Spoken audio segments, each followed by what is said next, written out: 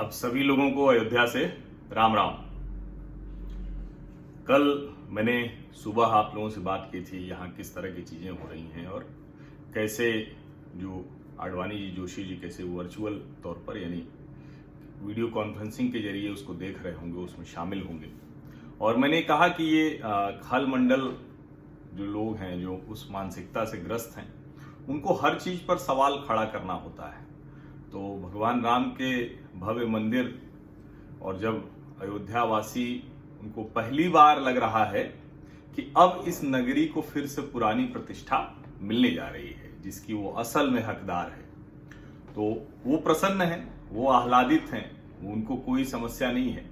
लेकिन जिनको लग रहा है कि अरे हम तो फिर से आंदोलन का मजाक नहीं बना पाए, फिर से राम मंदिर बनने को हम अलग अलग तरीके से मजाक नहीं बना पाए, तो वो कुछ न कुछ प्रयास कर रहे हैं। और इसमें एक बात मैं बार बार कह देता हूं कि वो एक अलग चर्चा का विषय हो सकता है लंबी, लेकिन मर्यादा पुरुषोत्तम राम के भक्त भी जो हैं वो मर्यादित हैं, अनुशासित हैं। उस पर लंबी चर्चा फिर कभी करूंगा, लेकिन आज उसी विषय पर कि क्यों ये सारी खलमंडल के बावजूद, सारी एक जो विघ्न संतोषियों की जो कहें कि उनकी जो इच्छा है कि कुछ गड़बड़ हो जाए, उसके बावजूद क्यों सब ठीक हो रहा है और कैसे तय किया गया है जो अतिथि आएंगे, जो उस दिन भूमि पूजन में शामिल लोग होंगे, आखिर कैसे तय किए गए। क्योंकि ये मुश्किल बड़ी थी श्री राम जन्मभूमि तीर्थ क्षेत्र न्यास के सामने कि कैसे वो इतने लोग, लाखों लोग, करोड़ों लोग उस आंदोलन में शामिल थे। हजारों लोग ऐसे हैं जो बहुत महत्वपूर्ण भूमिकाओं में थे। कैसे उसको करेंगे, क्या करेंगे कि वो सब लोग संतुष्ट रहें, कोई नाराज भी ना हो। राम का काम है तो उसमें किसी भी तरह से किसी को नाराजगी नहीं होनी चाहिए। और मैं जब इस पूरे श्री राम जन्मभूमि तीर्थ क्षेत्र न्यास के काम को देखता हूं तो मुझे बड़ा आश्चर्य होता है, लेकिन सुखद आश्चर्य है वो कि उन्होंने हर किसी से, जिसको भी थोड़ा सा भी मन में कुछ अप्रसन्नता रही होगी, मन में रहा होगा कि अरे हम क्यों नहीं, क्योंकि हर कोई तो ये ऐतिहासिक तिथि है, इसमें शामिल होना, सहभागी होना कौन नहीं चाहेगा। और लेकिन उनको मनाना, उनको तैयार करना, और वो बात कल भी मैंने कही थी और पहले भी मैं कहता था कि ये संभव नहीं है। आप लोगों ने वो खबर देखी होगी कि केंद्रीय गृह मंत्री अमित शाह जी डॉक्टर जोशी और आडवाणी दोनों लोगों से, आडवाणी जी से मिलने की तस्वीरें भी आई थी। रमेश पोखरियाल निशंक जी अभी जब शिक्षा नीति लेकर गए थे, जो राष्ट्रीय शिक्षा नीति आई है नई, तो उसकी कॉपी देने डॉक्टर जोशी को गए थे, वो भी तस्वीरें आई थी। तो ये जो एक बात कही जा रही थी कि आडवाणी जी और जोशी जी से किसी तरह का कोई संवाद ही नहीं है, तो संवाद तो छोड़िए, यही दोनों लोग हैं। और लाल कृष्ण आडवाणी जी, डॉक्टर मुरली मनोहर जोशी जी, के पारासरन जी और जगत गुरु स्वामी वासुदेवानंद सरस्वती जी, श्री राम जन्मभूमि तीर्थ क्षेत्र न्यास, इन लोगों के साथ चर्चा करके और तब उसके बाद उन्होंने तय किया कि कौन कौन से अतिथि होंगे, किसकी क्या भूमिका होगी, कैसे वो आ पाएंगे, आएंगे भी तो कहाँ, मतलब सारी व्यवस्था देखनी थी। और कल जब प्रेस कॉन्फ्रेंस कर रहे थे चंपत राय जी, जो विश्व हिंदू परिषद के महासचिव हैं, और जो मतलब ये अगर इस पद को छोड़ें तो राम मंदिर आंदोलन में नियमित तौर पर अशोक सिंघल जी के साथ जुड़े रहे और चंपत जी हर सुनवाई पर अदालत में रहे, सर्वोच्च न्यायालय में रहे, सब कुछ उनको कंठस्थ है। और जिसको बार बार हम कहते हैं कि सिंघल जी की क्या भावना रही होगी, कितना उनके अंदर से रहा होगा कि नहीं राम मंदिर तो बनेगा अच्छे से, कि उन्होंने शिलाएं तराशने का काम कार्यशाला में शुरू करा दिया। उनको पक्का था कि ये होना ही होना है, और इसीलिए सिंघल जी के परिवार से जो मुख्य जजमान होंगे वो होंगे। और जो पूरा का पूरा कार्यक्रम है वो कल मैंने बताया था कि 3 मंच होंगे, अलग अलग जगह लोग बैठेंगे, मुख्य मंच पर सिर्फ 4 लोग होंगे, 5 लोग। लेकिन जो ये तय किया गया उसमें चंपत जी ने बताया कि आयु, अब सोचिए कि आडवाणी जी जोशी जी की चर्चा हो रही, के पारासरन जी, पारासरन साहब 90 वर्ष के हैं, वो कैसे चेन्नई से आएंगे, ये एक मुश्किल, बहुत चिंता का विषय था। इसलिए तय किया गया कि वो खुद नहीं होंगे।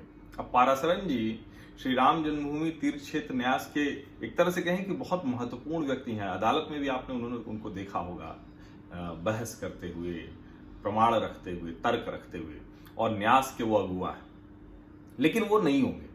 आडवाणी जी, जोशी जी भी इसीलिए नहीं होंगे। और चंपक जी ने बताया आयु है, दूरी बना के रखना है, और जो कहें कि अलग अलग लोगों का है। उन्होंने बताया कई शंकराचार्य इसलिए नहीं शामिल हो रहे हैं क्योंकि चातुर्मास है, चातुर्मास में एक जगह से दूसरी जगह नहीं जाते, अपना सब उस तरह से करते हैं।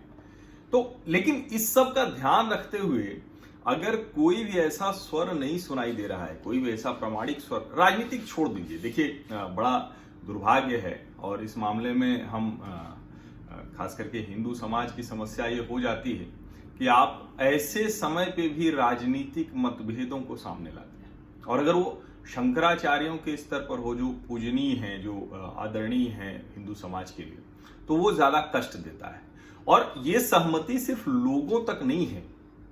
ऐसे श्री राम मंदिर की तरह अभी और कोई निर्माण मेरे ध्यान में नहीं आ रहा है।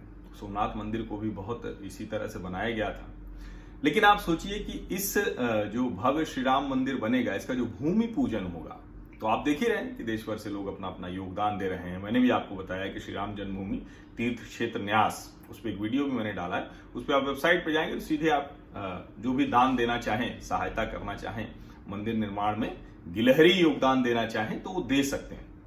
देश भर से लोग चांदी की शिलाएं बहुत कुछ भेज रहे हैं, और सब वो भेज दे रहे हैं, किसी को ये नहीं कि नहीं हमारे हाथ से लगती हुई दिखे, तो ये है। लेकिन जो सबसे बड़ी बात है कि देश के 2000 तीर्थ स्थलों से वहां से उनकी जो मिट्टी है वो लाई जाएगी, लाई जा चुकी है। वो मिट्टी 31 जुलाई तक आ चुकी है, और उसको भी भूमि पूजन में उपयोग में लाया जाएगा। वो साथ में होगी अयोध्या की मिट्टी में, वो सारे तीर्थ स्थलों की मिट्टी मिलेगी। 100 से ज्यादा जो नदियां हैं, अब गंगा यमुना ये सब तो मतलब इसमें तो कहने की जरूरत ही नहीं है, लेकिन गंगा यमुना नर्मदा कावेरी, मतलब कोई भी नदी आप लीजिए, तो 100 से ज्यादा नदियों का जल वो भूमि पूजन में इस्तेमाल हो रहा है।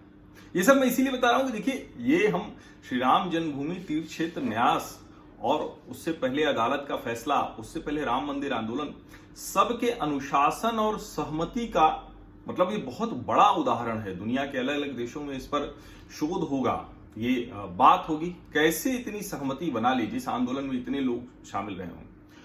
श्री राम जन्मभूमि तीर्थ क्षेत्र न्यास की तरफ से नियमित तौर पर कहा जा रहा है कि आप जहां हैं, अयोध्या जिस तरह से, अयोध्या तो अद्भुत है, मतलब मैं 4 दिनों से हूं, 5 दिनों से, अद्भुत है, मतलब इस अलौकिक ऐसा ही शहर होना चाहिए। और मुझे लगता है कि ये हो ही जाएगा। मैं बार बार एक बात कह रहा हूं कि आप ज्यादा व्यवस्थित और ज्यादा बेहतर तिरुपति आप होता हुआ देखेंगे।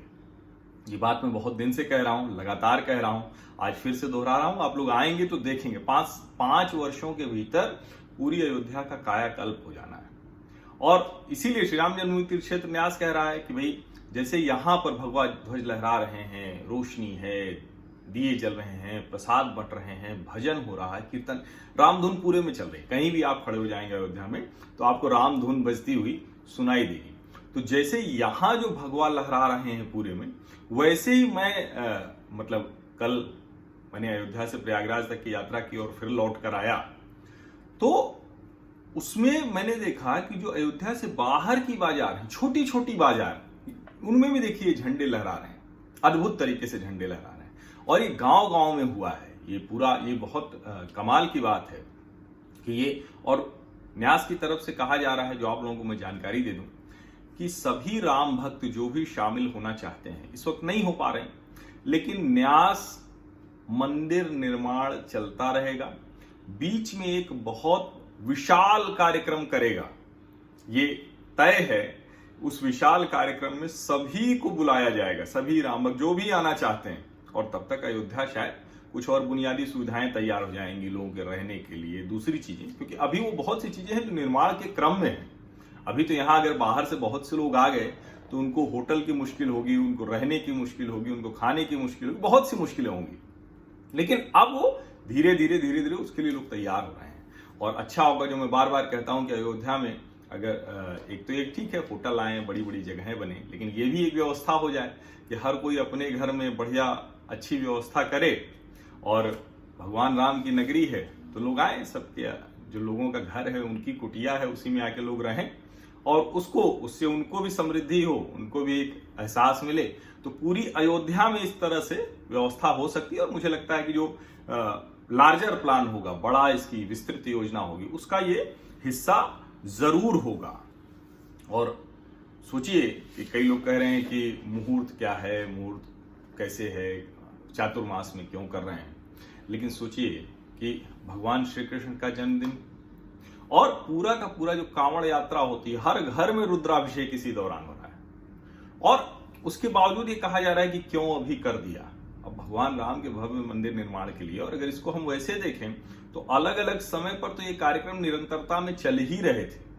और सोचिए कि ये उदाहरण बनेगा कि भारत में हिंदुओं ने किसी भी तरह से, मतलब जिसको कहते हैं कि ठीक है आंदोलन हुआ, उसमें बाबरी ढांचा ढहा, उसकी बड़ी महत्वपूर्ण भूमिका है, उससे कतई इनकार नहीं किया जा सकता। और इसीलिए जो कोठारी बंधु हैं उनके परिवार के लोग भी रहेंगे वहां, सिंघल जी के परिवार के लोग मुख्य जजमान होंगे। तो मतलब किसी को छोड़ा नहीं गया है, कोई भी जो इस आंदोलन से जुड़ा है। और मैं इसीलिए कह रहा हूं कि ये सहमति बनाना ये बहुत बड़ी बात है। और इस सब के बावजूद 175 गणमान्य अतिथियों की संख्या रोक ली गई।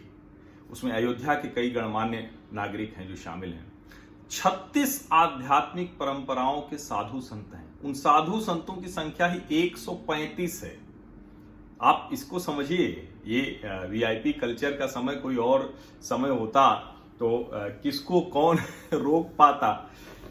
साधु संत 135 हैं, 36 आध्यात्मिक परंपरा के, और सिर्फ 40 लोग हैं जो दूसरे हैं, जिसमें अयोध्या के गणमान्य निवासी भी हैं, प्रधानमंत्री भी हैं, मुख्यमंत्री भी हैं, राज्यपाल भी हैं, सारे जो साधु संत हैं, साधु संत कह रहा हूं, सारे जो और दूसरे लोग हैं वो भी हैं, संघ विहिप से जुड़े हुए भी लोग हैं। ये सब मिलाकर 175 हैं। और उसमें अगर इस तरह से कर लिया है तो आप समझिए ये बहुत, जिसको मैं कहूंगा कि भगवान राम की कृपा ही है कि विवाद तो दरअसल था नहीं, ये जबरदस्ती बनाया गया। और इसीलिए जो इकबाल अंसारी, जिनके पिता हाशिम अंसारी मुद्दई थे, पहले वो लड़ते रहे, फिर इकबाल अंसारी लड़ते रहे, उन्होंने इच्छा जाहिर की थी और भगवान राम के भव्य मंदिर के भूमि पूजन में इकबाल अंसारी भी रहेंगे, उनको भी आमंत्रण गया है। जो मैं बार बार कहता हूं कि राम सबके हैं, और जो ऐसा नहीं हो सकता कि राम सबके हैं, सबके राम हैं, एकदम उसमें कोई जो है जरा सा भी भेद नहीं है, और उसमें चिंता हमें करनी भी नहीं चाहिए।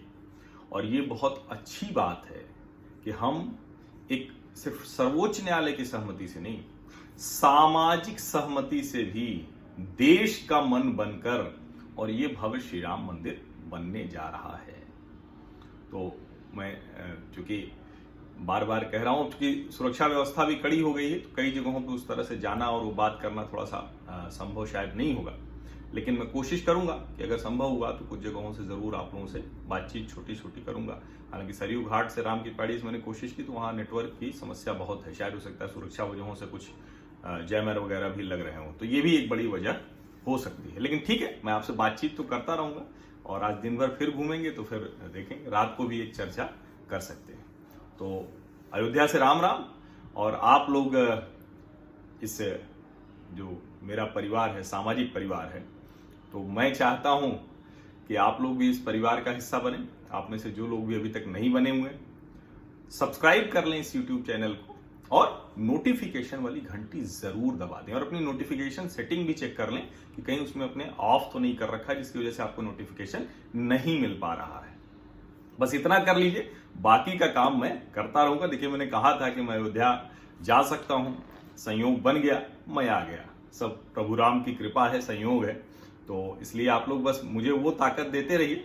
और एक बात, मैं जो स्वैच्छिक आर्थिक सहयोग जिन लोगों ने अभी इधर पिछले कुछ दिनों में दिया और जिनको मैं धन्यवाद नहीं दे पाया, उन सभी लोगों को धन्यवाद। लेकिन ये पूर्णतः स्वैच्छिक है, कतई कोई बाध्यता नहीं है।